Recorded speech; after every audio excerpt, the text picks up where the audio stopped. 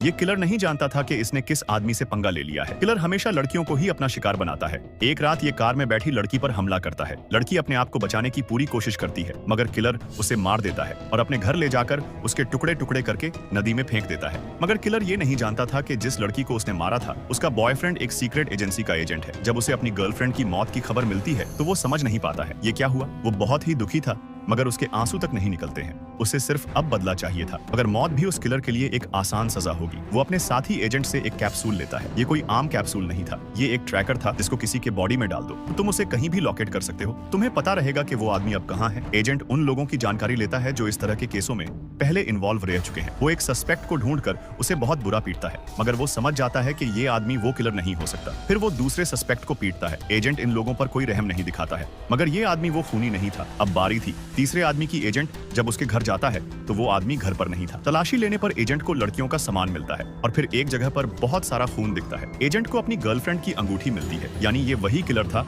जिसने एजेंट की गर्लफ्रेंड को बेरहमी से मारा था। दूसरी तरफ किलर अपने दूसरे शिकार पर निकल चुका था। वो एक स्कूल की बच्ची को मारने वाला था। तभी उसको पीछे से किसी की आवाज आती है और जब वो जाकर देखता है तो वहां पर एजेंट खड़ा था। किलर उसे पुलिस वाला समझता है, मगर वो ये देख के हैरान था कि पुलिस ने उसे इतनी जल्दी कैसे ढूंढ लिया। किलर उसे अकेला समझकर उस पर हमला कर देता है, मगर एजेंट उसे बहुत ही बुरी तरह पीटता। वो अपना पूरा गुस्सा निकाल रहा था। फिर किलर के मुंह पर पन्नी डालकर उसकी सांस घोंटकर मारने वाला था, मगर मौत एक आसान सजा थी। वो उसका सर पत्थर पर भी पटकता है, मगर जान से नहीं मारता, बल्कि उसके मुंह में वो ट्रैकर वाला कैप्सूल डाल देता है। किलर को होश आता है तो वो देखता है कि उसके पास एक पैसों से भरा लिफाफा था। किलर सोचता है ये आदमी पूरा साइको है, ये मारता भी है और पट्टी के लिए पैसा भी देता है। किलर सड़क पर जाकर लोगों से लिफ्ट मांगता है और जो एक कार उसे लिफ्ट देती है उसमें भी कुछ क्रिमिनल बैठे थे जो एक आदमी की लाश को ठिकाने लगाने ले जा रहे थे। वो लोग किलर पर हमला करके मारने वाले थे, मगर किलर उन सबको मार देता है और जब डिग्गी को खोलकर देखता है तो उसमें लाश थी। किलर को नहीं पता था कि एजेंट अभी भी उसका पीछा एक गाड़ी से कर रहा था। वो उस ट्रैकर की मदद से जो उसने किलर के अंदर डाला था। किलर हॉस्पिटल जाता है पट्टी कराने तो उसकी गंदी नजर वहाँ की नर्स पर पड़ जाती है और वो उस नर्स को धमकाने लगता है। नर्स उससे कहती है कि वो उसे जाने दे,